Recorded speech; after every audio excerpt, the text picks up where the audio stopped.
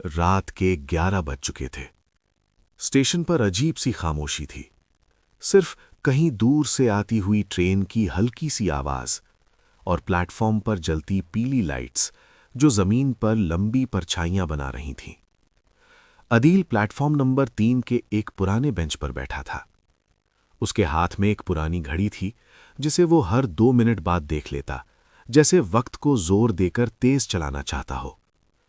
आज 10 साल बाद वो उसका इंतजार कर रहा था। सना का, तुम वापस जरूर आओगी ना? उसे अब भी वो दिन याद था जब सना ने मुस्कुराते हुए कहा था, अदील, कुछ वादे वक्त से भी ज्यादा मजबूत होते हैं। और फिर वो चली गई थी।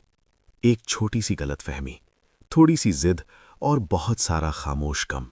ना कोई कॉल, ना कोई मैसेज, सिर्फ यादें।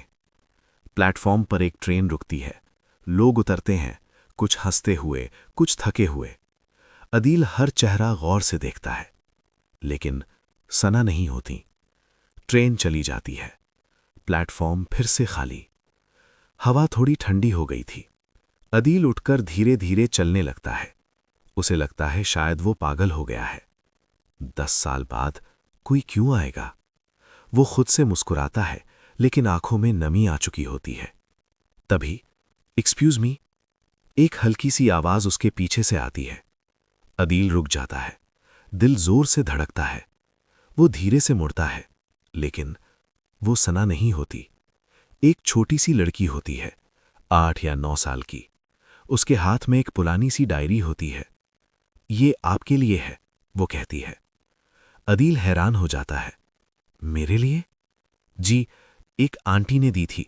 उन्होंने कहा था कि आप यहां मिलेंगे। अदील के हाथ हल्के से कांपने लगते हैं। वो आंटी कहाँ है? लड़की सिर्फ इतना कहती है, वो ट्रेन में चली गई, और भागकर चली जाती है।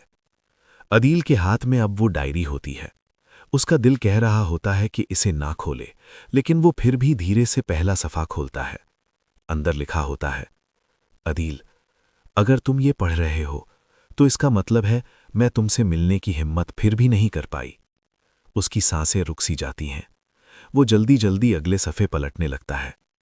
मैं रोज इस स्टेशन पर आती रही हूं पिछले 6 महीनों से, लेकिन हर दफा तुम्हें देखकर वापस चली जाती हूं। अदील के चेहरे पर शौक और दर्द एक साथ आ जाता है। तुम बिल्कुल वैसे ही हो, बस थोड़े ज्यादा खामोश। आखिरी सफ़े पर लिखा होता है, आज मैंने फैसला किया था कि मैं तुमसे मिलूंगी, लेकिन जब ट्रेन रुकी तो मुझे समझ आया कि कुछ मोहब्बतें सिर्फ यादों में ही अच्छी लगती हैं। अदील, मैं तुम्हें आज भी उतना ही चाहती हूं, लेकिन शायद हम दोनों अब वो लोग नहीं रहे जो कभी इस प्लेटफॉर्म पर वादे करते थे। खुदा हाफिज, सना। अदील डायरी बंद करता है। उसकी आंखों से आंसू गिर रहे होते हैं, लेकिन इस बार वो चीखता नहीं, भागता नहीं, बस चुपचाप उसी बेंच पर वापस जाकर बैठ जाता है। दूर कहीं से एक और ट्रेन की सीटी सुनाई देती है, लेकिन अब अदील घड़ी नहीं देखता। वो बस आसमान की तरफ देखता है और हल्की सी मुस्कुराहट के साथ कहता है, तुम वादा निभा गई सना, तुम वापस आई थीं। रात और गहरी हो जाती है और रेलवे स्टेशन फिर से खामोश हो जाता है।